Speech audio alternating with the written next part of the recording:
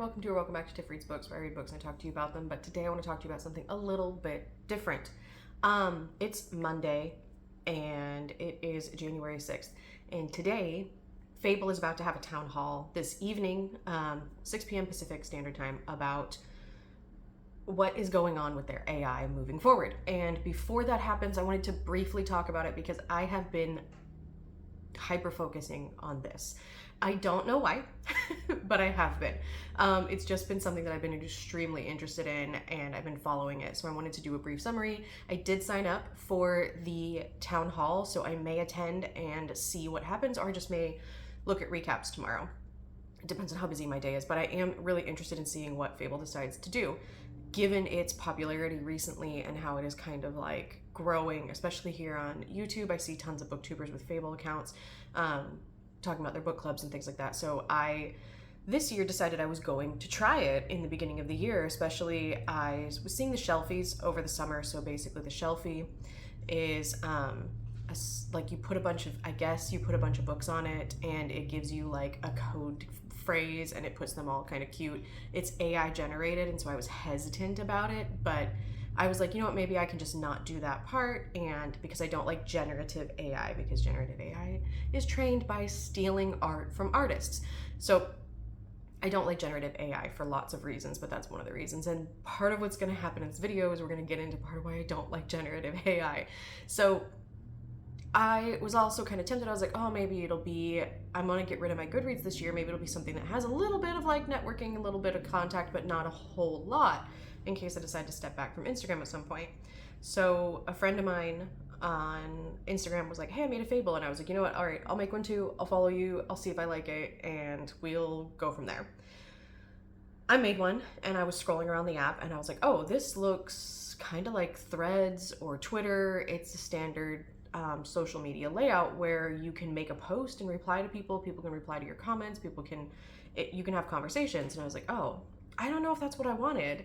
So I set it aside, and literally 2 or 3 hours later, I see this. I still have the screenshot. I see this pop up in my Instagram stories, and I was like, oh, what? And I'm gonna read this to you because this was really, really bad.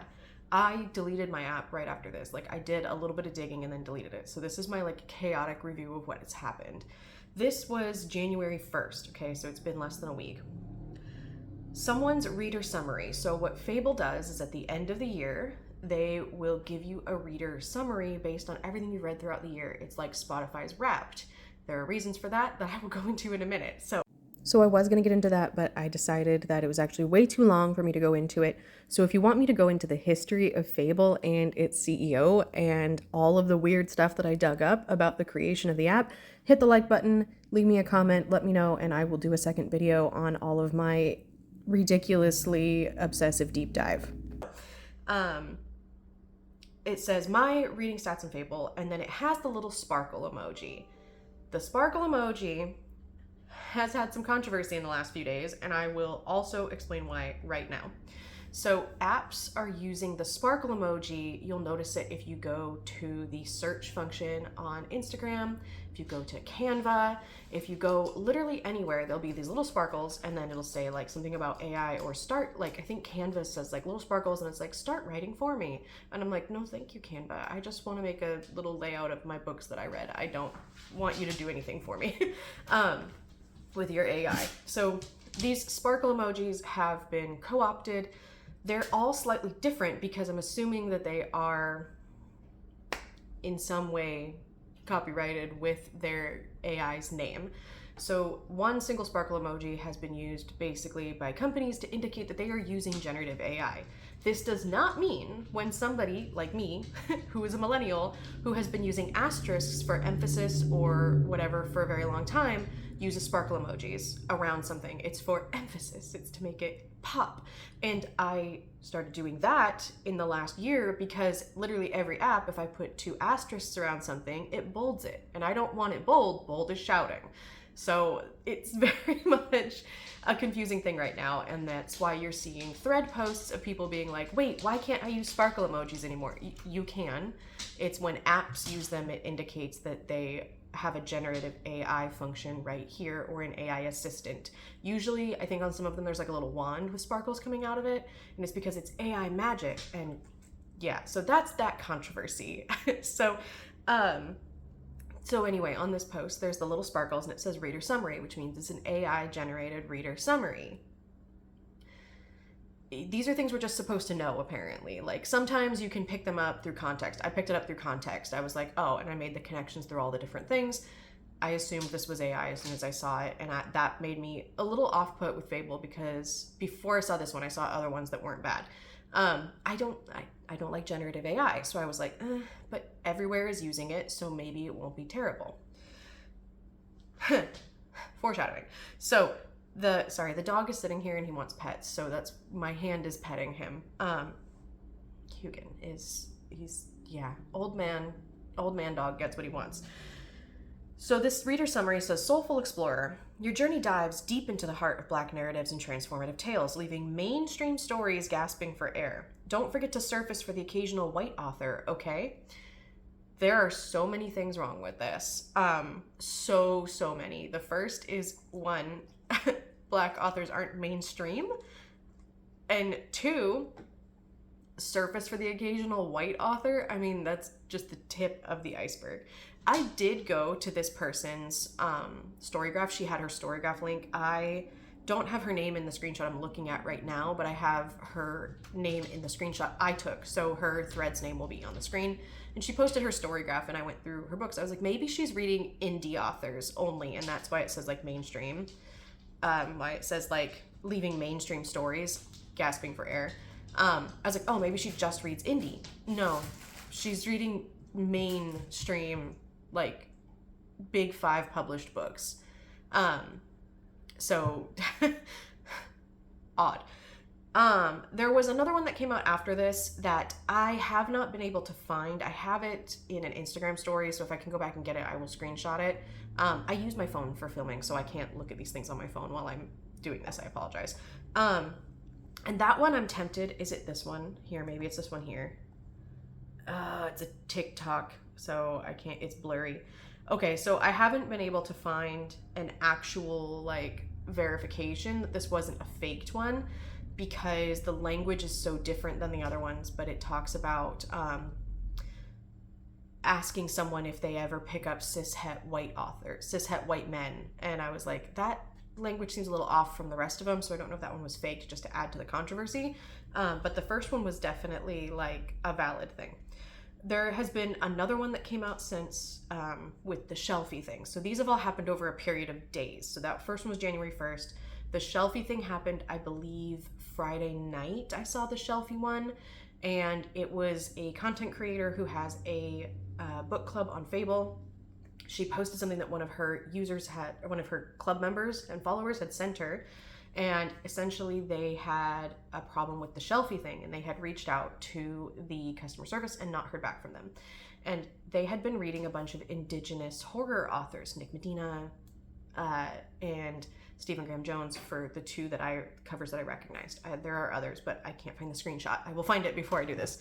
And it summarized everything with a slur for indigenous people and heart. So this word is not a slur if you are not using it to refer to a person, especially a person of indigenous descent. Okay, so what the actual fuck?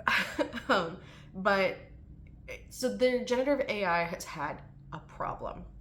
Now, Fable responded to the original post with a "this should never happen" kind of canned response. I believe I have the screenshot. I do have the screenshot. I will put it up. The screenshot I have is actually replied that their summaries are AI generated, but they're carefully AI generated, which nothing can be carefully AI generated.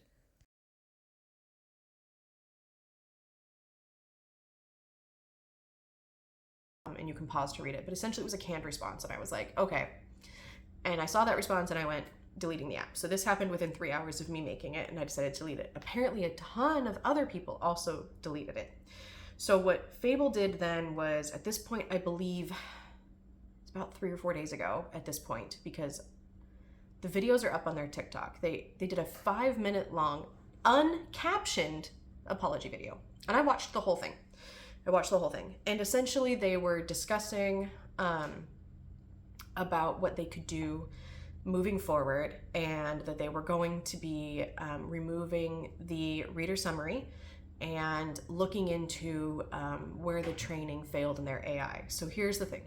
AI does not just exist in a bubble. AI is trained by data. Generative AI is trained by data that you feed into it. Somebody is programming the things that it wants AI to learn.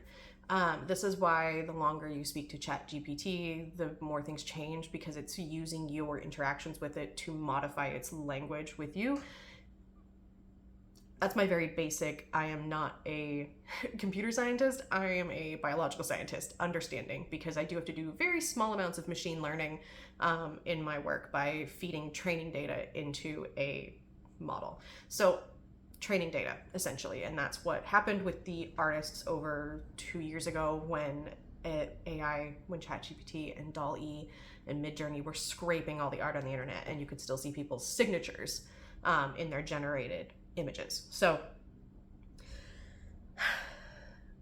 essentially they wanted it to lightly roast you, and apparently lightly roasting was supposed to not include words that were anti-diversity, but it's AI. It's not infallible.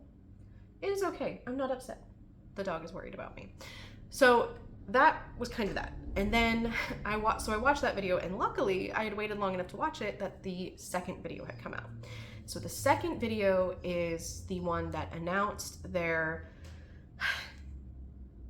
town hall. I just wanted to share a quick update to my last video yesterday, since we've been working late on this. So first and foremost, having a feature that does any sort of harm in the community is unacceptable. And we've heard feedback from enough members of our community that we're making the following changes immediately. First, we're removing the reader summary from stats feature. Second, we're removing Shelfie. And third, we're removing the 2024 reading wrap. Those are all features that make use of AI. And so you'll see those changes in the app over the weekend. We're basically submitting a new version of the app to the App Store today. Second, we actually heard a lot of really great ideas for how we can improve those features. So for example, what if we had badges in the profile where we're using our in-house artists to create those badges, and maybe even artwork from the community? A lot of fun ideas. So thank you to all of you who've been sharing those types of ideas. So along those lines, we wanted to create a space for us to be able to listen and discuss those types of things. So on January 6th at 4 p.m. Pacific, 7 p.m. Eastern, we're going to be doing a Fable town hall over Zoom. So if you're a Fable user, check the top of your For You feed. You'll see a link to sign up for that. We would love to have you there, because we want to use this as an opportunity to learn and grow. Thank you all, and see you Monday.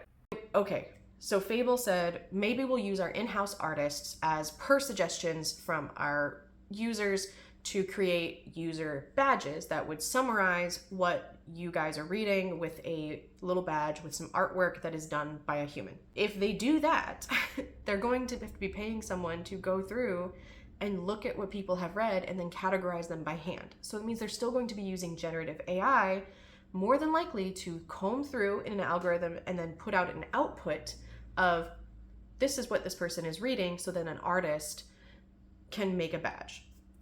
They also said, or as per the suggestions, maybe we could have users submit artwork. Okay, if users submit artwork, are you paying them? Because probably not. So that feels gross to me. Anytime you want to say, oh, we'll have a thing where users can submit their artwork. No, because that's just not paying artists, again. And you make it a competition, and then you get free access to all of the art that has been submitted for you to use whenever you want, and you now own that art. That's what happens with these art competitions. You are a giant company who got 20 million in investment a couple years ago. You can pay people. You can pay people. Especially given that this app is subscription based. So that's where it's up to with their announcements. What I wanted to tell you is I have combed through so many articles dating back to 2019 about Fable and their founder, because I got obsessed, and I'm a researcher. When Fable was first looking for funding, their mission statement was to be the largest generative AI app in the book community spaces, or in the community spaces. The exact quote is here. So AI has been in Fable's mission statement from the beginning.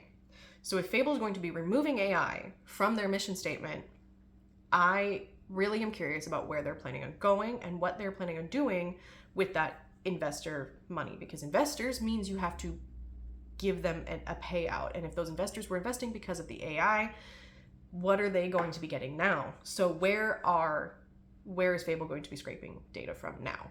I hope you enjoyed my chaotic deep dive. Well, mid-surface dive, because I have gone way deeper, but I don't have time for that. So I'll see you in a couple days with something else.